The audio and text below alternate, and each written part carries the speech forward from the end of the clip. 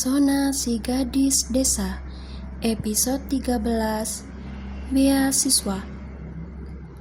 Setelah dampak dari pembulian yang dilakukan oleh Nania, tiba-tiba saja gadis itu menjelma menjadi seorang ketua gangster.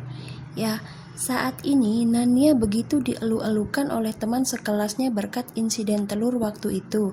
Bahkan, sekarang Nania diperlakukan bak seorang ratu ketika teman-temannya membawanya pergi ke kantin. Luri yang memang sedang mengawasi gerak-gerik adiknya itu pun merasa heran. Dia bingung kenapa Nania bisa dengan begitu mudah akrab dengan anak-anak yang dulu membulinya. Khawatir ada sesuatu yang terjadi, Luri pun berniat menghampiri sang adik. Dia begitu takut kalau Nania diam-diam telah mengancam semua temannya agar bersedia untuk patuh. Luri! Langkah kaki Luri terhenti saat ada orang yang memanggilnya. Dia kemudian menoleh, sedikit bingung melihat seorang siswa laki-laki berlari menghampirinya. Luri, kepala sekolah memanggilmu. Kepala sekolah memanggilku? Ada masalah apa ya? Tanya Luri cemas. Ini tentang beasiswa kuliah ke luar negeri. Kau ada mendaftarkan diri untuk ikut seleksi beasiswa itu kan? Luri mengangguk. Iya, di hari pertama dia masuk sekolah, di mading ada tertempel sebuah pengumuman tentang beasiswa kuliah kedokteran di luar negeri. Dia lalu memutuskan untuk mendaftar karena begitu tertarik dengan dunia medis. Beruntung saat di desa Luri memiliki nilai akademik yang lumayan bagus, jadi dia tidak ragu untuk mendaftar meski kemampuannya tidak sehebat anak-anak yang tinggal di kota.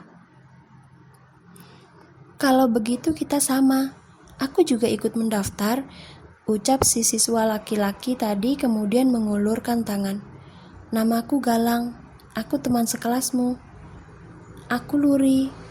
Maaf, aku belum terlalu banyak mengenal murid-murid di sini, jadi aku tidak tahu kalau kau adalah teman sekelasku, sahut Luri sembari menerima uluran tangan siswa bernama Galang. Santai saja, itu wajar karena kau masih baru di sekolah ini, sahut Galang sambil tersenyum manis. Sebaiknya sekarang kita segera pergi ke ruangan kepala sekolah saja, Luri. Beliau dan siswa yang lain sedang menunggu kita di sana. Baiklah, ayo, ucap Luri kemudian berjalan beriringan dengan Galang. Dari kejauhan, ada sepasang mata yang tengah menatap curiga ke arah Galang. Siapa lagi kalau bukan Nania? Gadis beracun itu terlihat tidak senang melihat kakaknya didekati oleh seorang laki-laki. Jiwa Dewi Perangnya langsung mencuat. Nania, kau kenapa? Wajahmu terlihat buruk sekali. Diamlah. Jangan menggangguku. Aku sedang mengawasi seseorang agar terhindar dari binatang berbahaya. Kalian makanlah sampai kenyang. Jangan lupa makananku dibayar juga ya. Aku harus segera pergi dari sini, jawab Nania kemudian berlari keluar dari kantin. Teman-teman sekelas Nania tercengang kaget mendengar ucapannya. Tradisi bagi murid pendatang baru di sekolah ini adalah mentraktir teman satu kelasnya. Tapi ini jangankan ditraktir, justru mereka yang diminta untuk membayar makanan yang sudah dimakan oleh Nania. Sungguh, definisi anak baru yang tidak punya akhlak. Sesampainya di depan ruangan kepala sekolah, Galang segera mengetuk pintu kemudian masuk berbarengan dengan Lucy. Mereka kemudian bergabung dengan 3 siswa lainnya, di mana hanya Luri yang seorang perempuan. Apa semuanya sudah berkumpul? Tanya kepala sekolah. Sudah, Bu. Ibu kepala sekolah mengangguk. Beliau lalu mengeluarkan beberapa kertas kemudian memberikannya satu pada masing-masing siswa. Luri dan Galang terlihat begitu seksama saat membaca tulisan yang ada di dalam kertas tersebut. Mereka berdua kaget begitu tahu kalau hanya akan ada 2 orang siswa terpilih yang bisa menerima beasiswa tersebut. Ibu kepala sekolah, bolehkah saya bertanya? Tanya Luri sopan.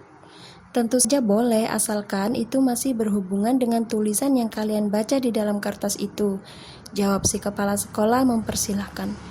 Begini, Bu, Kalau boleh saya tahu, kenapa hanya 2 orang siswa saja yang bisa menerima beasiswa untuk kuliah di universitas itu? Sedangkan di sini ada 5 orang siswa yang ikut mendaftar.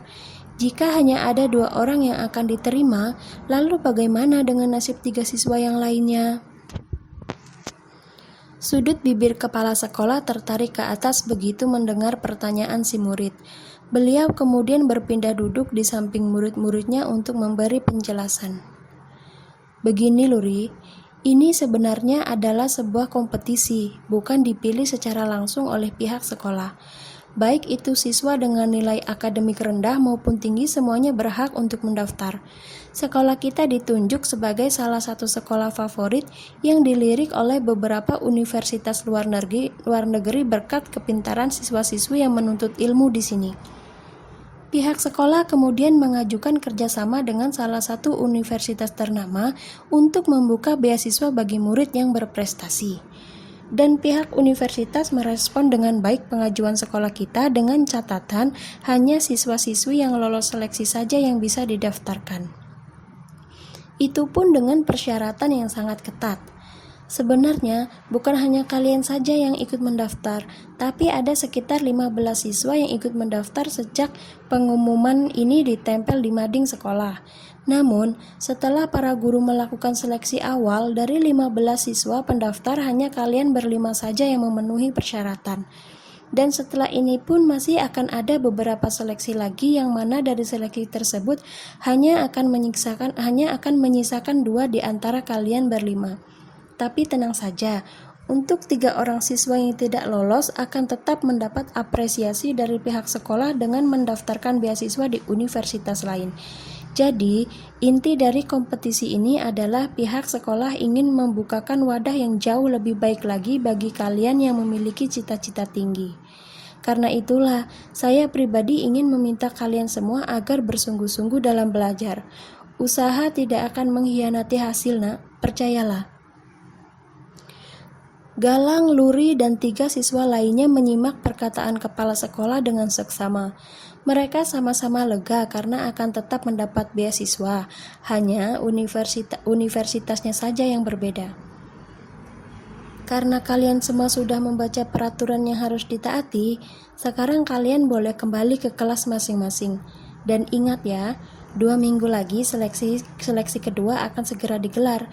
Ibu harap kalian berlima bisa menggunakan waktu dengan sebaik-baiknya, karena bukan hanya sekolah kita saja yang melakukan pengajuan beasiswa. Tapi ada 4 sekolah lagi yang akan menjadi rival kalian dalam memperebutkan beasiswa untuk masuk universitas tersebut. Jadi gunakanlah waktu sebaik mungkin untuk menyerap ilmu pembelajaran yang sudah kalian dapat. Ingat, kesempatan ini tidak datang 2 kali. Paham? Paham, Bu, sahut Luri dan teman-temannya kompak. Setelah itu semua siswa segera keluar dari ruangan kepala sekolah. Galang yang melihat Luri ingin pergi ke kantin pun segera mengejarnya. Jujur saja, sejak awal Luri datang ke sekolah ini, Galang terus memperhatikannya, dan kebetulan mereka mengikuti kompetisi yang sama. Jadi, Galang ingin menggunakan kesempatan ini agar bisa lebih dekat dengan Luri. Luri, sore ini kau ada waktu luang tidak? Tanya Galang. Ada, jawab Luri jujur. Memangnya kenapa, Galang?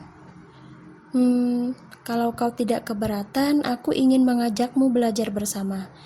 Aku rasa dengan belajar bersama kita bisa saling memberitahu kelemahan di bidang masing-masing. Jujur saja, aku sangat ingin kuliah di sana. Itu adalah universitas impianku sejak aku lulus dari sekolah dasar. Luri tersenyum mendengar jawaban Galang yang begitu jujur. Dia kemudian merespon baik tawaran Galang yang ingin mengajaknya belajar bersama.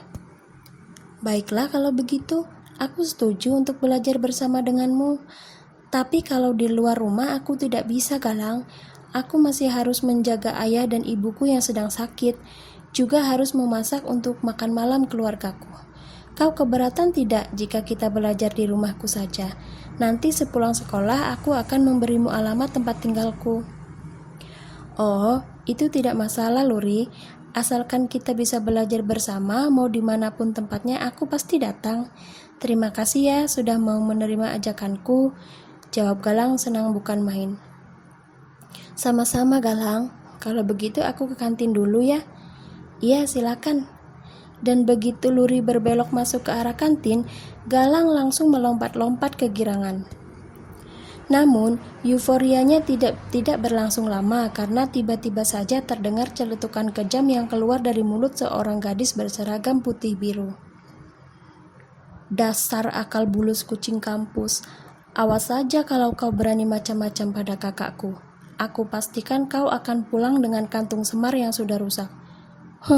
Dasar modus, omel Nania sambil memicingkan mata ke arah Galang yang sedang mematung kaget.